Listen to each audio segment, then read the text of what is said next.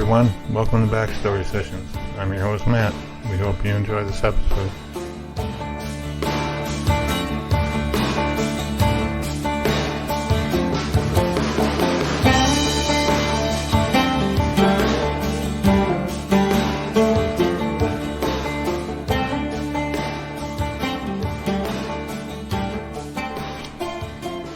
Hey everybody, it's Kat, and I want to welcome you to this episode of Backstory Sessions. I'm joined today by my co-host, Matt. Hey, Matt. Hey, Kat. Hey, everyone. How are you? This episode, Matt, is bittersweet to me. As we, before we even get into it, I have such, feelings. It's such an emotional topic because I think so many people love the music of Lynyrd Skynyrd, but it's always in the back of your mind of the plane crash, right? It's one of those dates that, like, where were you on? It's that kind of thing. And we are so fortunate that our guest today is a survivor of that plane crash. That's true, yeah. Yeah, I mean, when was it? It was like October of 77, wasn't it? Yes, October 20th. So it's, just a few days away, actually. And that makes it even more special that we're going to be able to talk to Artimus Pyle, who was the drummer during the time when the plane crash occurred. Yeah, he's got a pretty interesting story about, what happened. And I know there's a documentary or a biopic or something out about the, Lynyrd Skynyrd and the plane crash and all that stuff. Yeah, so Artimus actually, he has Street Survivor, which is, also a reference to Lynyrd Skynyrd, but it's out now, and it tells the events that happened leading up to the plane crash, and, even it kind of ends with after the plane has crashed. Artimus is actually, he survives, and he's the one that goes to get help. So he really has an amazing backstory. Yeah, I mean, I hope we'll be able to get some of that and get his impressions of, how he remembers things, like Ronnie and the others who passed away all these years later. I mean, 77, how does that work out? 45, this is the 45th year. Oh, wow. Geez. Yeah. I know. I mean, it doesn't seem possible in some ways that it could be 45 years, but it is. And he's gone on, Lynyrd Skynyrd will never be, of course, the same group. You can't lose Ronnie, and, Yeah, his brother Johnny took over, and then there's been lots of lineup changes and stuff, and tours, and farewell tours, and, comeback tours, and there's just been a lot of stuff over the years since the plane crash. And I know Artimus, he joined the band in 75, or 74, I think. I don't remember which, but so he was only in the band a few years before the crash. And he and one of the others, was it Gary Rossington, I think? He's the only other one. Yes, he's the other survivor. Right. Member. Yes. Of the pre-plane crash. Right. And so Artemis has put together, he has his own band now, Artimus Pyle Band, and they tour. They do Lynyrd Skynyrd, a lot of songs from Lynyrd Skynyrd Mm-hmm. to kind of keep the music alive. I feel like it's been covered, by so many people. The music is just legendary, really. Yeah, there's the one that always sticks out in my mind is the Shinedown version of Simple Man. Um, Yes. yep, so good. I mean, Be curious to see how Artemis feels about cover bands, and maybe you could specifically ask about that song and that cover. I will do that. Yeah. Do you have a favorite Leonard Skinner song? Well, I mean, as cliche as it is, I mean, Freebird is always a favorite. I just love that, like, you know, middle part of the song where Ronnie stops singing and then the guitars kind of come in and stuff. That's always, pretty cool moment. Um, and then it's 9 minutes long and basically 5 minutes of it is one long guitar solo. So, um, and then there's others like Simple Man is a good song. That Smell. Uh, there's just a bunch of them that I really like. Do you know Artemis? He co-wrote that smell. Really, Yes, I yes, did not know that. he did. I don't think that there's actually credit on there as the writer, but I did hear in an interview that he helped to write that song. So, that's very cool that you mentioned that one. And we have him as our guest today. We're so lucky, really, to be able, he's very busy, and it's a lot to us that he was, willing to take some time to be our guest. Yeah, it's so strange. I mean, like, I'm thankful that he's on and stuff. It's pretty cool to be able to talk to him, and it's so strange. Like, I grew up listening to Skynyrd all the time. I mean, they had that double live album out, and I listened to that like nonstop for I don't know how long. And just like it's so I don't know what the word is. It's like you never like you hear this stuff for so long, and it's like you don't think like, wow, maybe someday I'll be able to talk to that person or whatever. But um, and then when you do, it's like, wow. So I think we have to tell the backstory of, how it all fell into place. But it's so bizarre, our backstory of how we got Artemis, right? I mean, Yeah, yeah. I know you worked hard to make that happen, and um, so, and not to make light of, this whole episode, because as I said, it's bittersweet, but this is kind of a funny moment that led up to us getting him. So Matt and I were sitting in the van, and trying to figure out, like, Matt was trying to figure out where a certain place was that we had picked up a car or something. And so, he's naming off places because he's not really that just familiar with just the area. just as an aside, we were not picking up a car as in stealing it. We were, you know, we are actually dropping off a car.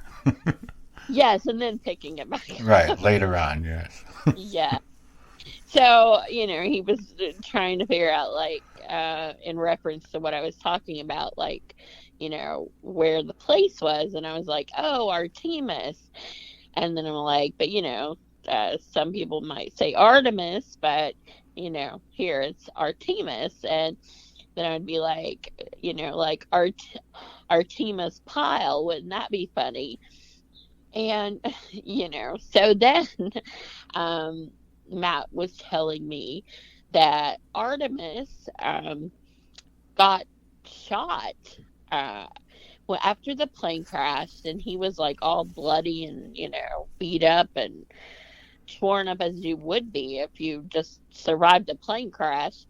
And he's going to get help, and this is in a rural area. So he goes all this way through swamps and everything, and he finally sees a home, and the person thinks he's like, because he's from a rock and roll band, and so he looks like, Yeah, it looks like hell. yeah. So he thinks he's like, somebody onto the property, probably intoxicated and with no good intentions. So he shoots Artimus. So Matt told me that. I'm like, oh my gosh, like what kind of backstory? Like, you survive a plane crash and then you get shot? I mean, how could you top that backstory? Right, yeah. So that got my mind thinking, I told Matt, I was like, I wonder if we could find Artimus. That would be such a great episode to hear that backstory. So, that is how this episode came to be. And I just will always like that story because it happens with us so often that we'll just be, randomly goofing off about things, and then something really cool comes from it. Yeah, some good, some good idea comes out of some silly thing that we might be talking about. Artimus. Yeah, Artemis. yeah. Maybe they'll like rename Artemis to Artemis. Someday, maybe. Yeah, you never know. Yeah, let's see if we can get that going. And yeah, for some reason I thought Artemis was like way out in the middle of nowhere, and you did point out to me that it was pretty close to Barberville. Yeah, it's just relatively close. It's definitely not like what Artemis had to go through to get help after the so. Yeah. And another thing about this plane crash is that it almost was Aerosmith. Yeah, I had heard some. I'm not sure if that's a real thing or if that's like sort of like urban legend. It really is true because they went to inspect the plane, and they had sensed red flags about it because the pilots, I believe, were drinking when they went to inspect the plane, and there were just a lot of things that, like, made them say, we are definitely not going to take this plane. Well, there. Lucky for them that happened, and then very unlucky that it did happen to anyone. So. Yeah, it's like one of those weird twist of fate things, and certainly it's certainly an infamous story in rock history. Just the whole thing about the plane crash and Ronnie and the others passing away, and then all the things that happened afterwards and stuff. So, Lynyrd Skynyrd is a pretty iconic band, and like it seems like they're still out there. Well, you know what I mean? Like the music is still relevant, and you hear it on the radio all the time and stuff. And like now there's all these, like on YouTube, there's like all these reaction channels, people reacting to songs and stuff. And I've seen, like, there was a concert out in Oakland, I think, in California, and like it's a live version of Freebird, and all these different people are reacting to watching that video and seeing, and listening to Freebird for the first time and stuff, and it's pretty interesting. Are they emotional? Like, is it? A lot of them are like, I guess they're not really expecting what they hear. The song is, it starts out kind of slow and it sort of builds up, and, and they're not really expecting what they hear at the end. Um, so Yeah. But I was just thinking like the lyrics are so like almost foreshadowing if you think about it. If I leave here tomorrow, would you still remember me? yeah, there's certain parts of it that are like that. When I Yeah. was in high school, my very brief time in high school, um, there was a car crash where I think it was five students passed away. Um, Wow. yeah, they hit a tree, and um, and they say that like Freebird was playing on the radio and all that, but who knows if it was or not. But it's like part of the fabric of you know things that I remember. So it's kind of always had a I don't know what the word is, like I just remember a lot of different things about Skinner, and it brings back a lot of memories of things that I did and people that I hung out with, and um, so definitely pretty cool. Well, I just feel so fortunate, the fortunate one. I feel so fortunate to be able to interview a piece of rock history. I Oh, mean, really, for you think about it, like yeah, 45 years from now, if you've been a band and 45 years from now, people are still playing your songs and listening to your songs and know your songs like generations.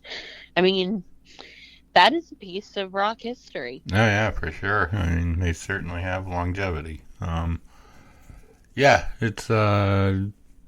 it'll be an interesting interview. Um, I can't wait. And I love the name Artemis too. So, were you a Lynyrd Skynyrd fan? I mean, well, I was. My brother in particular played a lot of it. I, of course, am an Aerosmith fan.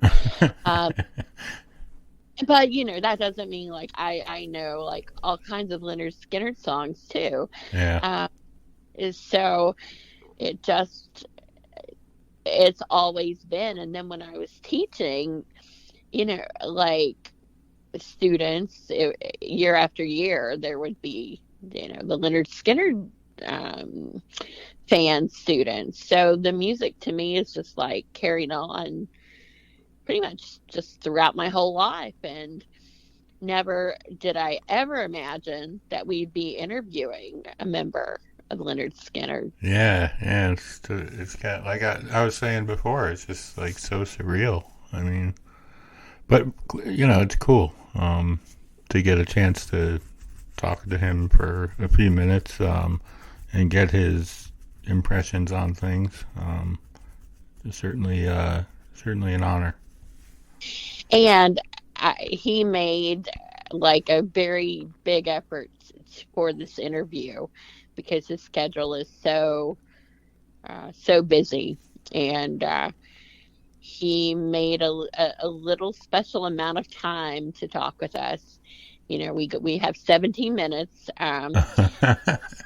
but that's okay. I mean, I would have taken 3 minutes, anything that he was willing to give us.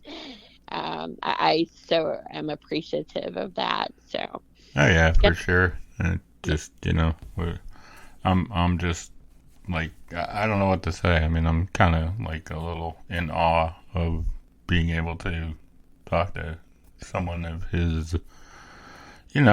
Like I mean, he's well. I mean, We're gonna be in trouble if we like are like this. I know, With right? Yeah, we're like, yeah. Okay, Matt, we gotta like get it together here. all right. All right. Well, I mean, I guess we'll just get to the episode and see what happens. But yeah, it's an honor to have him on the podcast for sure. All right, he's not Artemis, but let's talk to Artemis Pyle. All right, here we go.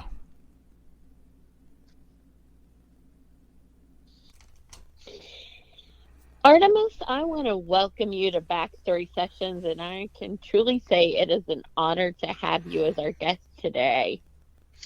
Thank you, Kathy. It's an honor to be talking to Kentucky. Yeah, so you were born in Kentucky, right? I was born in Louisville, um, Uh, on Eastern Parkway at St. Joseph Hospital in 1948. wow. And did you grow up in Louisville? Did you stay in Kentucky or? Well, family there. I went back and forth to Tennessee. My father was a builder, and we just went wherever the building boom led us. And it eventually we ended up in Columbus, Ohio. And then Dad said, "This is as far north as we're going to go," because there was a big building boom in the 50s, and we followed it kind of north. And I was just a little kid. I had to go with my family. Sure. So, but I loved Tennessee and Kentucky. But being born in Kentucky, the guy that you mentioned a while ago, Ernie from the Vet Jam, he actually nominated me to be a Kentucky Colonel, and Ah, I got a certificate signed by the governor, Andy Bashir, making me a Kentucky Colonel. So I loved it. I love being a Kentucky Colonel. yes, that is a quite an honor to be named that. So I'm glad that you mentioned Ernie and Bet Jam because that I believe was in Glasgow. Correct. Yeah. Yeah. Yeah, to help raise money for the flood relief in eastern Kentucky. And I understand that was quite successful. It was. There were some great bands, and a lot of veterans showed out, to support it. And Ernie, we did it on his farm, and the Amish actually built the stage. And so it was a beautifully built, stage area, and overlooking the farm. And I'm not sure how much money that was raised that day, but every little bit helps. And That's my father went to Eastern Kentucky State Teachers College when he got out of the Marines wow. in World War II. He was up there, and every time when I went up there to Glasgow, I live in North Carolina now, but when I'm in Kentucky, it just feels so good to be in my home state. And I I do things with the Marines up there with Brigadier General J.D. Humble. We raise money for Marines, and my band, we just played last Friday night in San Antonio, Texas. And it's called Wishes for Our Heroes. And we raised enough money to buy a young veteran a new car. His car had blown up, and he had a young family and a young wife, and they were just a young couple, and their car blew up, and we were able to give him a brand new four-door family sedan. It was a Kia, a brand new Kia. Aw. And so using the music of Ronnie Van Zant, my lead singer for Lynyrd Skynyrd that we lost 45 years ago Yeah. in Mississippi in that plane crash, the power of his music still lives on because we use it to raise money for children or cancer or veterans or firefighters, whoever needs a little help. And that's when it really makes it worthwhile to play and do shows when you're helping other people. So, I enjoyed the Vet Jam over there in Glasgow, and it was supposed to rain that day, but somehow, all the bands got to play, and it stayed. I think it sprinkled a couple of times, but nothing. It wasn't a washout at all, just a little bit of sprinkle, and so we were we were being watched over, I believe. Yeah.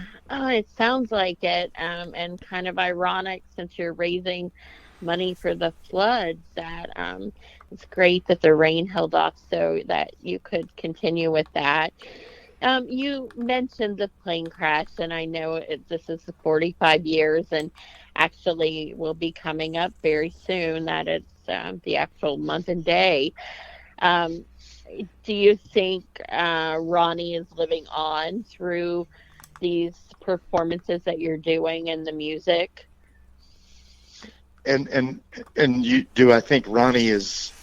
Like his spirit, do you think he would be pleased to know that you have continued with his music? And so in a way it's like generations still get to hear him and learn about him and the things that he wrote through you continuing to perform those songs.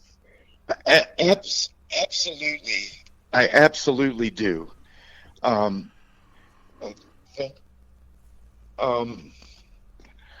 that the music lives on, and I know it does, and I think that Ronnie would be very pleased. I mean, when Forrest Gump came out and Ronnie had, Sweet Home Alabama and Freebird, the band got those two songs in one of the greatest movies of all time. Yeah. I could feel, Ronnie just being pleased. And my band, APB, we've been together for, at least 12 years now, and we play Lynyrd Skynyrd music better than any band in the world. And of course, at 74 years old, I drive it like I'm 34, because there's only one way to play that music, and you gotta lay into it. And I'm 74, and all my band members are in their 50s, and they grew up with the music, and they play it with honor and respect and accuracy. And so I'm very proud of them, and we've been in the studio for the last couple of years laying down classic Skynyrd tracks, and we have about 15 approximately in the can, that are recorded, and we're inviting other artists to come in and sing the songs in honor of Ronnie Van Zant. So that we don't have a working title, but I just say that it's an album in honor of Ronnie, his music, and his band. And I feel very lucky, to be included in that band as the drummer. And there's only Gary Rossington and I left, and Gary and I were able to play together on Freebird, on the tribute album that we're doing. And we brought in Sammy Hagar, sings Simple Man. And we've offered a song to Winona Judd if she has the time, because we know her heart is broken, and we thought we would offer that to her. The best way to deal with grief is just to stay busy, and she's very busy, but we asked her if she wanted to sing one. We have Ronnie Dunn from Brooks and Dunn. He's singing Sweet Home Alabama. Warren Haynes from Government Mule and Allman Brothers, he's singing Saturday Night Special. We have, and these are all tracks that I've heard. Our producer is Kent Wells, and Kent is Dolly Parton's producer. And Kent has produced Dolly and Reba. He is an amazing producer, and he's gotten me the best drum sound, I've ever had. And the album's gonna, we're just kind of putting a little bit of a modern shine on all of the songs with all of these guest artists. I mean, Sammy Hagar sings Simple Man, and he put his whole heart and soul into it because it's for Ronnie, and he was friends with Ronnie back in the days when he was in the band Montrose. So we're offering iconic singers. We have a wish list. We don't have a release date. I'm not being coy. I would tell you if I knew. Yeah, I'm gonna ask, when can we get this? It sounds amazing. It's gonna be incredible. And so I can't reveal who's singing Freebird. All I can say is that she played the track for me about 2 months ago in Nashville, sitting at the control board, and she said, Artimus, I want you to hear, my vocal track on Freebird. And I sat there and cried like a baby. I mean, as soon as the vocal came in. So again, I'm not being coy. I'm just not at liberty to release all of that information, but you will find out very soon. And when you do, you're going to love it, and it's going to make the hair stand up on your arms. Can't wait. And also on Freebird, the guy that wrote the original song and played, there's only two of us from Skynyrd left, Gary Rossington and myself. And Gary was able to put his iconic slide solo, on the track. So, it does, like, the recording, like, as you're hearing these tracks, will you be incorporating music, like, on the day of the, of the plane crash, like, on each year after? Is there some way that you remember or pay respects on that day? Well, Kathy, that's what they call you, right, Kathy? Yes, or Cat, either one. I like Cat. Okay. Well, see, every time I play, I have a show today, and when I play these songs, I think about my band members. I see them kind of, it's not morbid, it's not, creepy or anything like that. I just think about them when I'm playing the music, and I feel the spirit and the energy, and I get emotional sometimes right in the middle of a show. I never know when it's going to hit me.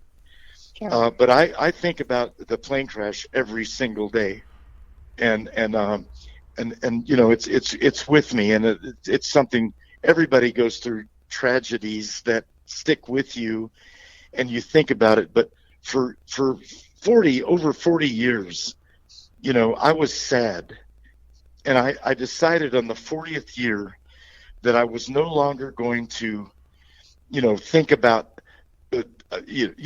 I used to think about the day of the plane crash, and then I'd think about the day before, and where was I 3 days, and where was I a week out, and then it got to be where I was reliving the plane crash 2 weeks away from the actual plane crash date. Wow. And I decided,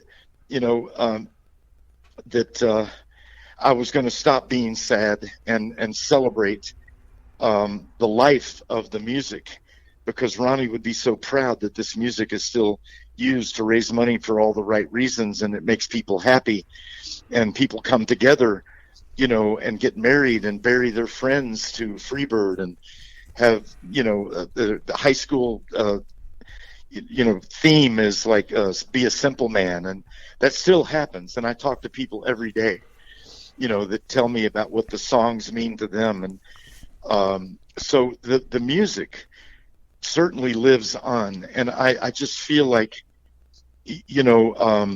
now we all live, we all die. It's how you live your life. And Ronnie had an amazing one, and his songs will live, realistically, what is forever. But I think Ronnie's songs will live forever. Because something that was good back then, is good now. Led Zeppelin was good back then, it's good now. And it will always be. So, I do live it, as you say, Kathy, and I'm sure, Matt, you feel the same way about music. Certain songs, when you hear them, it just puts a smile on your face, and Yeah, for sure. And we did that movie about the plane crash called Street Survivors, the true story of the Lynyrd Skynyrd plane crash. I have watched that. It's very amazing. It's an intense movie. It's not for children. It's got nudity and bad language and drugs and alcohol, but it depicts kind of what happened. And I would have loved to have seen all my friends live long enough to get over drugs and alcohol, because a lot of people have grief counseling if they have a plane crash or something traumatic in their life. These days, there's grief counseling available. Back then, the only grief counseling available was pretty much drugs and alcohol. And I saw it take a lot of my friends. It took them, but I've survived, and so I have one job to do, and that's be the drummer of Lynyrd Skynyrd, meet people, listen to the music, and do whatever I can to keep the spirit alive. And it's out there, believe me, Matt, Kathy. The spirit of Lynyrd Skynyrd is out there, and I feel it. You were asking Kathy about, do I feel the spirit? And I do. And I lived in Jerusalem, Israel, in the castle of King David on Mount Zion for 3 years. And, I didn't hear voices or, see apparitions or anything like that, but I could feel the energy of the spirit of life. And I feel that spirit of life every time I play, every time I get behind my drums and do a 2-hour show and then end with Freebird. I feel, the power of the music to raise money for, as I said, kids or cancer or the police force or, anybody that needs a bump, What a legacy. Matt, I know you had one quick question. Yeah, I was just curious, I was looking on YouTube, and there's a ton of really, really good covers of Skynyrd songs and stuff. And I was wondering how you felt about that. What, different bands doing a cover of? Yeah, I know Shinedown did Simple Man, and that was really good. And there's a bunch of others out there. I was just curious how you see that. Like, is it, Well, it's very. I think I can speak for Ronnie. He wrote those songs, and I all I can feel is that he would be so honored that people were moved, by a song such as Simple Man, and right, because it does have powerful words. And if I leave here tomorrow, would you still remember me, Freebird? Right. That's what remembering people is. Yeah. Keeping their spirit alive. So all I can say is anybody that wants to cover a Skynyrd song, you got good taste, and and I'm sure the band is. I can speak for the band. They're honored that people remember them. It's an honor. Fair enough. We don't want to keep you. We know you have to go, and we really appreciate you coming by to talk to us, and we hope to do it again. We'd love, after the album comes out with all the different artists and songs, we'd love to get your perspective then and talk again. But this is so special to us. Well, listen, please do. You got my number. When the album comes out, I need to hear your feedback.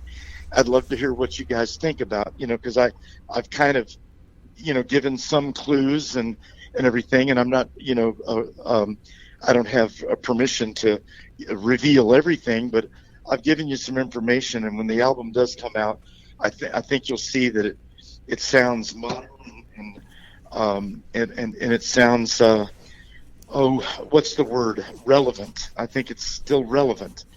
Yeah. And so please let me know what you think, and where are you guys located? We're in Kentucky. Yeah. And what is the name of the little town? Oh, she's in Barberville, and I'm just below Lexington in Berea. Oh man, that is such beautiful country. Yeah. We played over there. One of my other bands with my sons, we played where Colonel Sanders. Oh yeah. Right down there, and I went to Tennessee Tech University, and we used to come through there when following the building boom north in the 50s. My father's an architect and a builder. Mm-hmm. He was killed in a mid-air plane collision in Albuquerque, New Mexico. Wow. When I was just made sergeant in the Marines, and the dream was for me to fly jets for the Marines. I'd been accepted to OCS, but after Dad was killed, I kind of lost my spirit on. Yeah. I still, flew a lot. I've been in 3 airplane crashes, but I still flew. But the dream changed, and I went from being a pilot in the Marines to a drummer in a rock band called Lynyrd Skynyrd. Life throws you some curves sometimes. Yeah, for sure. So, well, thanks for the time today and promoting our Street Survivors movie and the soundtrack that I did with my sons and my band. We released it during pandemic. Mm-hmm. It's difficult to release a movie and a soundtrack anyway, and then even we kind of got passed over and for some of the like a Grammy. Wow. But I'm not going to complain that we didn't get enough airtime when so many people suffered all over the world. Sure. During pandemic. But we have this new album coming out. I wish I could give you a working title, but we don't have one. So it will all be revealed. And thank you for helping us keep the spirit alive. All right. Come back anytime, Artimus. Thank you so much. Thank you, Matt. Thank you, Kathy. Goodbye. And listen, if we're ever playing in your area, come see us. We'll roll out the red carpet. Awesome.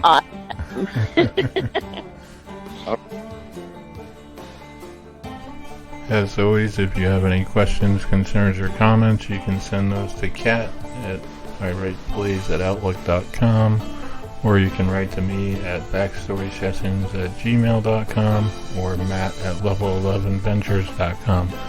Thanks for listening, and we'll talk to you soon. Take care.